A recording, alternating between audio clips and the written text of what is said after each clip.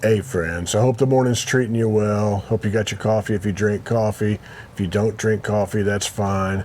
I left my coffee inside and I could stand a little bit more. But I was scrolling through the news this morning, just looking around, and I saw that Tracy Chapman won Song of the Year, the CMA Award for Song of the Year. And I personally, I mean, that's a great song. It's a great song. A 35-year-old folk song won country is the best country music song this year. So I'm going to be completely honest. I had never heard this song before, like Luke Combs' version of it. I didn't know this existed. I don't keep up with modern country music. I just don't. I don't care about it. I don't keep up with it. And so I didn't know. But before I started rolling this, I thought, okay, I'm going to go listen to Luke Combs' version. And I put it on, and I have to hand it to him. He really stuck with her version. I mean, he just sang her version of the song, and I liked it. And I don't know how, that's a weird thing for me to say, is that the CMA Song of the Year this year, I like. You know, it's a great song, but usually by the time you put all the country music stuff to it, the modern country, whatever that even means these days, I don't really usually like want anything to do with those things. So I guess Luke Combs has played this song live for a long time and knew it and loved the song. I read that he said that he's always loved it for as long as he can remember. And he's probably not 35 years old, so it was probably released before he was born. I'm guessing that. And but he has become such a huge star, like a really huge star, that he's probably got a lot more say-so in what songs he actually records. You know, that's that wonderful mainstream music thing where a lot of times artists don't choose their own songs. But so he wanted to record that, and he recorded it, and he did a really nice version of it, I thought. Very faithful to Tracy Chapman's version. It's just a different voice, really, is what it is over it, and some textures, a little bit of steel later in the song. It was nice, and but the label wasn't going to release it as a single, in their infinite wisdom, because people wouldn't like it. You know, they had this other thing they were going to release as a single. Meanwhile, the fans like it. And another instance where an artist has a better understanding of what the people that like their music actually like than what their label does. And so it sounds like it kind of blew up organically online, and finally it made its way to radio, or radio stations saw it blowing up online and started playing it independently. And somewhere on the back end of it, the label was like, oh, maybe we should start pushing this song. So it's already happening and becoming this hit. And then the label decides they're going to go ahead and try to pour a little gasoline on the fire. It becomes the song of the year, which is kind of amazing. I think that there's probably a very, very interesting backstory with way more details than what I just gave that will emerge at some point. Now, my history with Luke Combs, I made a video about this a year ago, maybe, and I think there were like 13 people that watched it. It did terribly. It just did horribly. Nobody cared, and that's cool. Folks that watch my channel don't care about modern country music, just like I don't care about modern country music. But when I was hosting my show on Pandora for the second season, the idea would be I would go interview some of these. The first season was mostly like history. The show was history. I'm telling the history of country music, but we would have artists and guests. Like in the first season, Drive-By Truckers and Ryan Bingham and stuff like that.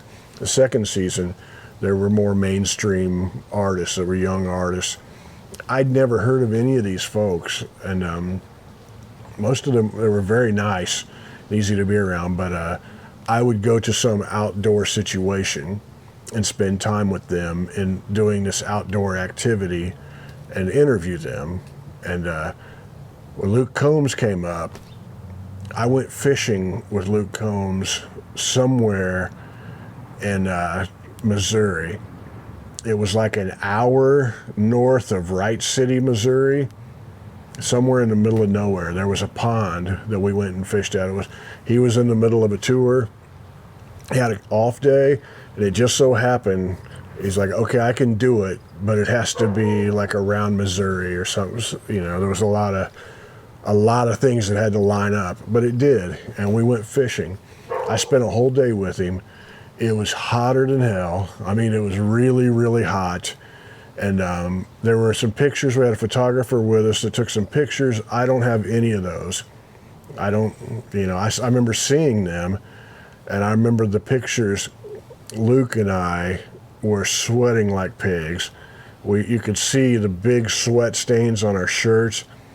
I think I had like a light blue chambray work shirt on, and he had like a gray t-shirt, I think, and you could just see the sweat stains big.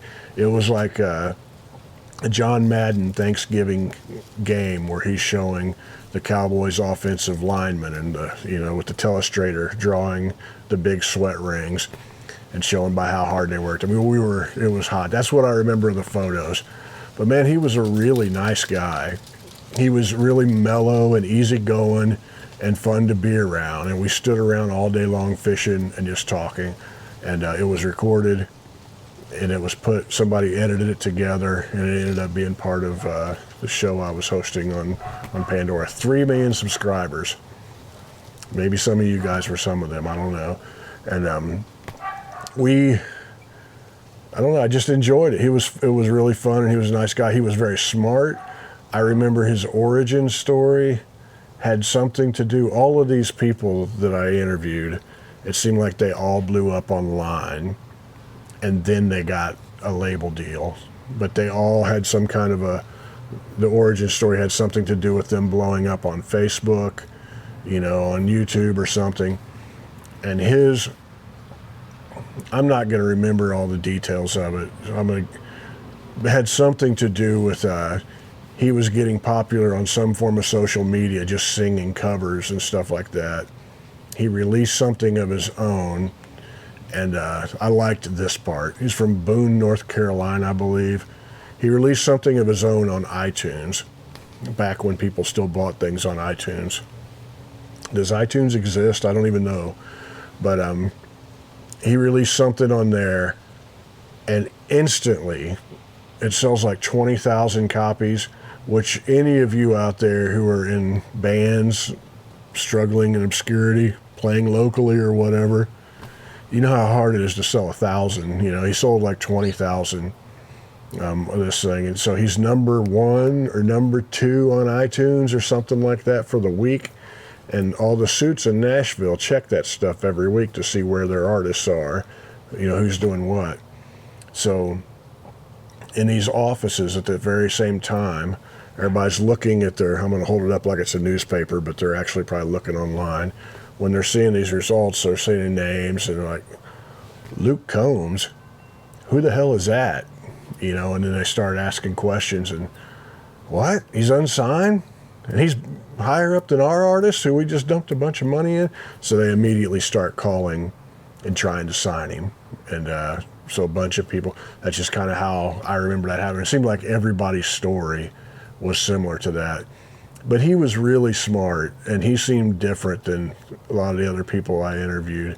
There were some smart people and nice people, but he was very calm and level-headed, and just really seemed like somebody that you'd feel comfortable hanging out with, just one of your buddies who had a pretty good head on his shoulders.